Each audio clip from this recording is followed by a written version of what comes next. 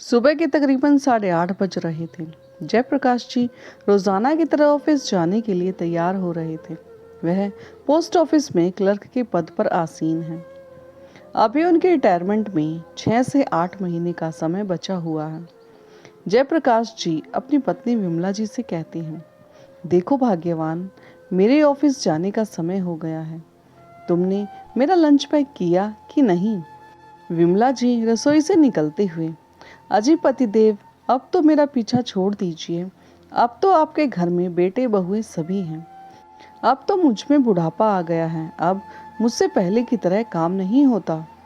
इतना कहकर जैसे ही विमला जी रसोई की तरफ मुड़ती हैं तो अचानक जयप्रकाश जी को घबराहट होने लगती है। विमला जी जब यह सब देखती हैं तो उनके होश उड़ जाते हैं और उनके पांव तले से जमीन खिसक जाती है। वह अपने बेटे बहू को जोर जोर से आवाजें लगाने लगती है। बेचारी विमला जी हड़बड़ाते हुए, जैसे जैसे समय बीतता जा रहा था वैसे वैसे जयप्रकाश जी की मुसीबत बढ़ती जा रही थी।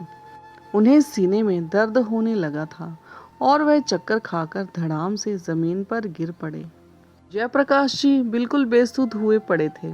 तभी उनके दोनों बेटे अचानक दौड़ के आते हैं और देखते हैं कि पिताजी जमीन पर बेसुध हुए पड़े हैं और माँ विमला देवी पत्थर हुए उनके पास बैठी हुई है। घर का माहौल एकदम से बिल्कुल शांत हो जाता है, जैसे कि अमावस्या की रात में खाली आसमान। सब एकदम सुध-बुध खोए हुए खड़े थे और सबके होश उड़ जाते हैं। तभी बड़ा बेटा रमेश जैसे ही पिताजी को हाथ लगाकर उठाने लगता है तो वह देखता है कि पिताजी का शरीर एकदम से ठंडा हो चुका था। जयप्रकाश जी की सांसों ने उनका साथ छोड़ दिया था। जैसे ही रमेश ने कहा कि अब पिताजी हमारे बीच नहीं रहे, तो विमला देवी यह सुनते ही मानव पत्थर की भांति हो जाती है, जैसे कि उनके कानों को सुनना ही बंद हो गया हो। शाम होते होते जयप्रकाश जी को अंतिम विदाई भी दे दी जाती है। आज जयप्रकाश जी घर में नहीं थे। पिताजी की अंतिम विदाई के बाद घर में गहमा गहमी शुरू हो जाती है। कुछ समय बाद सारे रिश्तेदार भी वापस जाने लगते हैं।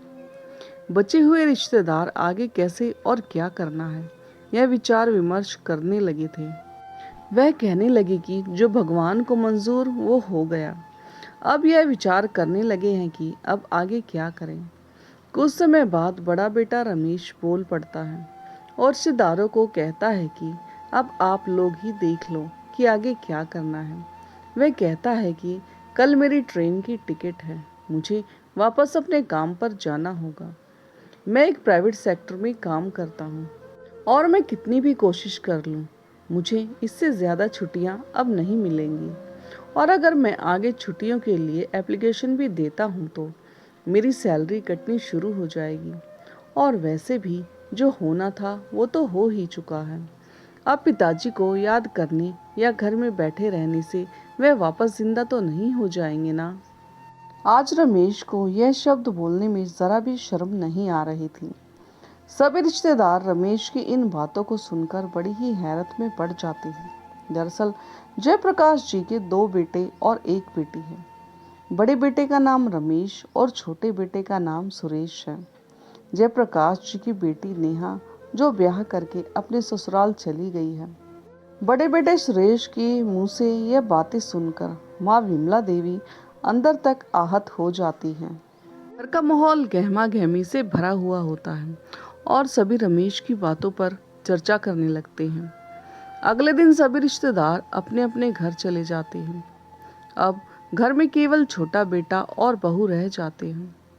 उदासी से भरी माँ विमला देवी अपने कमरे में एक कोने में बैठकर बस अपने पति जयप्रकाश जी की तस्वीर को दिन रात निहारती रहती है। उनकी बूढ़ी आंखों से आंसुओं की बूंदें जयप्रकाश जी की तस्वीर पर फैलने लगती है और भीतर ही भीतर अपने स्वर्गवासी पति से बतियाने लगती है। तुम्हारे जाने के बाद मैं कितनी अकेली हो गई हूँ, ये शायद तुम भी नहीं समझ सकते। आप क्या गए कि यह घर और इस घर की सारी चीजें आपके बिना वीरान हो गई हैं। आपके बिना मेरी तो जैसे दुनिया ही उजड़ गई हो। आज पति के बिना विमला देवी अपने आप को असहाय और लाचार समझ रही थी। समय कितनी तेजी से दौड़ रहा है, कितनी तेज रफ्तार से दुनिया भाग रही है, जहाँ पर बेटों के पास अपनी बूढ़ी माँ के साथ समय बिताने व बात करने के लिए वक्त भी नहीं है। बड़ा बेटा और बहू तो हमें छोड़कर शहर चले गए और छोटे बेटे बहू के भी पास माँ का होना और ना होना एक समान है। बड़े बेटे और बहू के जाने के बाद मैंने अपने मन को समझा लिया था कि चलो कोई बात नहीं, छोटा बेटा बहू फिर भी हैं मेरे पास और हम सब मिलकर खुश रहेंगे। हम जैसा सोचते हैं वैसा होता कहाँ है। तुम्हारे जाने के बाद अकेलापन मुझे काटने को दौड़ता है। यह सोचते सोचते विमला जी की आंखें फिर से भर आती है। बढ़ती उम्र से थकी और उदास आंखों को विमला देवी जी कपकपाते हाथों से साफ करने लगती हैं और बैठी बैठी अपने पिछले जीवन की यादों में खो जाती हैं। कुछ समय पहले की बात है, कितना खुशहाल था जयप्रकाश जी का पूरा परिवार। और जब उनका बड़ा बेटा थोड़ी सी अतिरिक्त पढ़ाई के लिए शहर जा रहा था तो जयप्रकाश जी उस समय फूले नहीं समा रहे थे। कुछ वर्ष बीतने के बाद जब बड़ा बेटा अपनी पूरी पढ़ाई करके गांव वापस आया तो जयप्रकाश जी ने उनका विवाह करने की बात घर में छेड़ी। जयप्रकाश जी के पूछने पर रमेश उनसे कहता है कि अब वह शहर में ही सेटल होना चाहता है और वहीं उसने एक लड़की देख रखी है जिसे वह बहुत पसंद करता है और उससे जल्दी ही शादी करने वाला है। रूही, जो अपने माता पिता की इकलौती संतान होती है, उसके पिता उसके लिए ऐसा वर चाहते हैं जो उनके साथ घर जमाई बनकर घर में रह सके। और राकेश घर में बिना किसी से सलाह मशवरा किए हामी भी भर देता है, बिना किसी की परवाह किए। अपने पिताजी से कहता है कि आपको शादी के खर्च की चिंता करने की कोई ज़रूरत नहीं है, क्योंकि मैं आपका एक भी पैसा खर्च करवाने वाला नहीं हूँ। रूही के पिता ने शादी का सारा खर्च स्वयं से उठाने को कहा है। कहता है कि पिताजी, आपको और माँ को बस वहाँ पर आशीर्वाद देने के लिए ही आना होगा, बाकी सारा काम रूही के पिताजी संभाल लेंगे। बेटे के मुंह से ऐसी बातें सुनकर दोनों पति पत्नी आश्चर्यचकित रह जाती हैं और उन्होंने जो अपने बड़े बेटे के लिए शादी के लिए सपने देखे थे वह सब चकनाचूर हो जाते हैं। कुछ समय बीतने पर वह शादी भी कर लेता है और अपनी जिंदगी में व्यस्त हो जाता है। अब घर में केवल जयप्रकाश जी और उनकी पत्नी और छोटा बेटा ही बचे थे। वह किसी प्रकार जीवन रूपी इस नाव की पतवार को संभाले हुए थे। आराम और सहारे की तलाश करते हुए वह छोटे बेटे का विवाह दूसरे गांव की लड़की मालती से तय कर देते हैं। मालती शुरू शुरू में अपने सास ससुर के साथ बहुत ही स्नेहपूर्वक व्यवहार करती है। अब जयप्रकाश जी और उनकी पत्नी विमला देवी यह सोचते हैं कि एक बेटा शहर चला गया तो क्या हुआ, दूसरा बेटा और बहू तो है हमारे पास। लेकिन जैसे जैसे समय आगे बीतता जाता है, मालती के भी तेवर सातवें आसमान पर पहुंच जाते हैं। वह वृद्ध दंपति अब तो यह सोचने लगते हैं कि कहीं उन्होंने अपने छोटे बेटे का विवाह करके कोई भारी भूल तो नहीं कर दी। यह सब देखकर जयप्रकाश जी परेशान हो जाते हैं और एक दिन अपने बड़े बेटे से गांव आने का आग्रह करते हैं। रमेश कहता है कि पिताजी, अब हमारा गांव आकर रहना संभव नहीं है, हम यहाँ रच बस गए हैं। इस तरह का आधुनिक रहन सहन हमें वहाँ नहीं मिलेगा।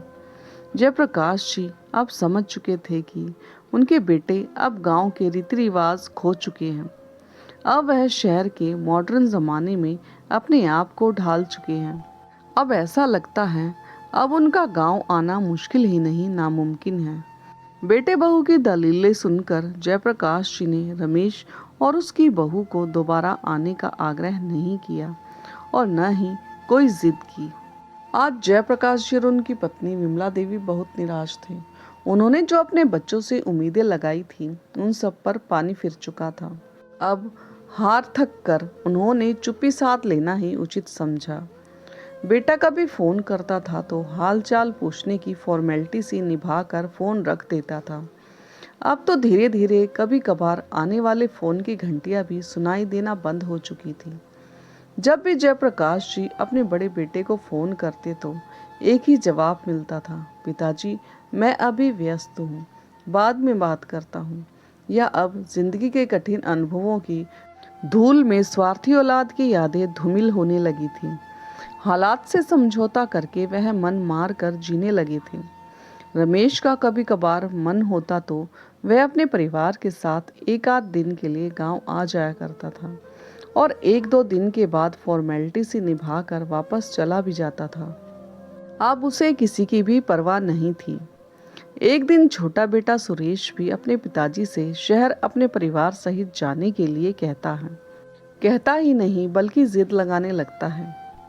कहने लगा, पिताजी गांव में रखा ही क्या है, अगर यूं ही हम गांव में समय बर्बाद करते रहेंगे तो हमारे बच्चों का भविष्य क्या होगा। कभी सोचा है आपने? अपने छोटे बेटे की भी बात सुनकर जयप्रकाश जी भीतर ही भीतर बहुत उदास हो जाते हैं। ऐसा लगता है मानो जैसे अंदर से कुछ टूट गया हो। आज उनके पास अपने बेटे को जवाब देने के लिए कुछ भी नहीं बचा होता। जयप्रकाश जी कहते हैं, सुरेश तुम्हारा बड़ा भाई तो पहले से ही हमें छोड़कर शहर रहने के लिए जा चुका है। अब तुम भी ऐसा ही चाहते हो। अब तुम भी चले जाओगे तो हम किसके सहारे रहेंगे। जयप्रकाश जी को यह चिंता भीतर ही भीतर दिन रात दीमक की तरह खाई जा रही थी।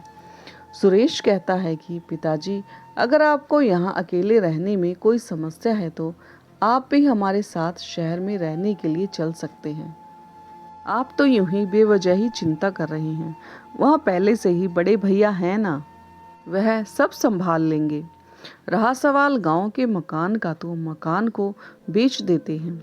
अब वैसे भी यहाँ रखा ही क्या है। जयप्रकाश जी बेटे की यह सब बातें ध्यान से सुनी जा रहे थे। एक दिन जयप्रकाश जी के मित्र उन्हें अचानक ही मिल जाते हैं और वह अपने घर का सारा हाल अपने प्रिय मित्र जगदीश प्रसाद जी को बता देते हैं।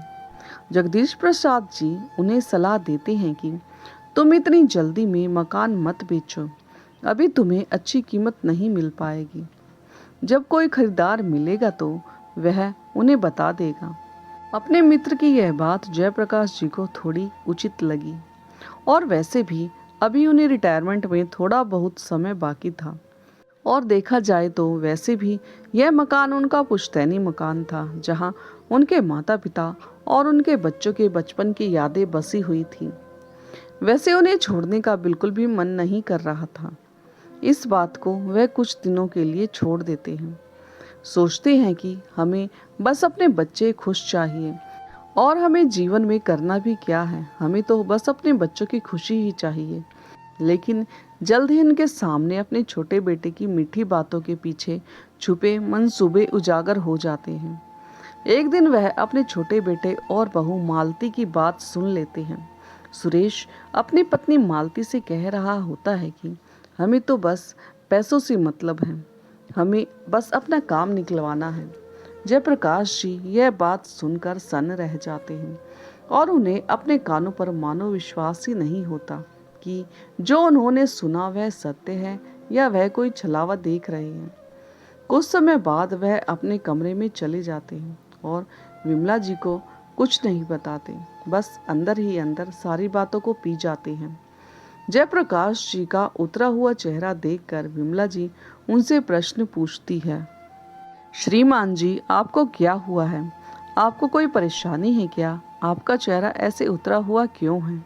जयप्रकाश जी चेहरे पर हल्की सी मुस्कान लिए विमला जी से कहते हैं कि अरे भाग्यवान, तुम तो बेवजह ही चिंता कर रही हो।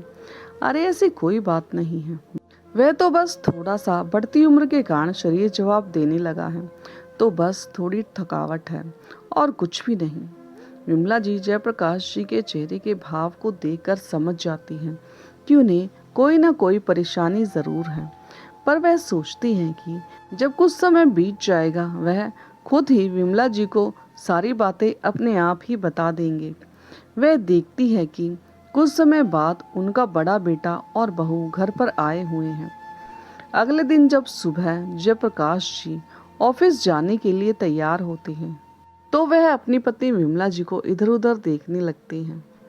जब उनकी पत्नी विमला जी नहीं दिखाई देती तो वह उन्हें आवाज़ लगाते हैं और कुछ समय बाद उनका छोटा बेटा उन्हें आवाज़ लगाता है, माँ कहाँ हो आप? कोई उत्तर न मिलने पर छोटा बेटा माँ के कमरे की तरफ जाने लगता है। जैसे ही वह माँ के कमरे में जाता है तो वह देखता है कि माँ बेसुध हुए पिताजी की तस्वीर हाथ में लिए हुए बिल्कुल बेसुध हुई जमीन पर पड़ी है। वह फिर से माँ को हाथ लगाकर कहता है कि माँ, मैं कब से आपको आवाज़ लगा रहा हूँ, आपको सुनाई नहीं दिया क्या? इतना कहने पर विमला जी बेजान सी जमीन पर ढेर होकर गिर जाती है। विमला जी की सांसों की डोर टूट जाती है और वह सदा सदा के लिए दुनिया को छोड़कर दूसरी दुनिया में चली जाती है और उस दुनिया को अलविदा कह देती है। तो दोस्तों, आपको ये भावुक और प्रेरणादायक कहानी कैसी लगी और कहानी का कौन सा हिस्सा आपके दिल को छू गया, कमेंट करके ज़रूर बताएं। और हाँ, यदि चैनल पर नए हो तो चैनल को लाइक, सब्सक्राइब और शेयर करना ना भूलें। तो मिलते हैं एक नई कहानी के साथ, तब तक के लिए धन्यवाद।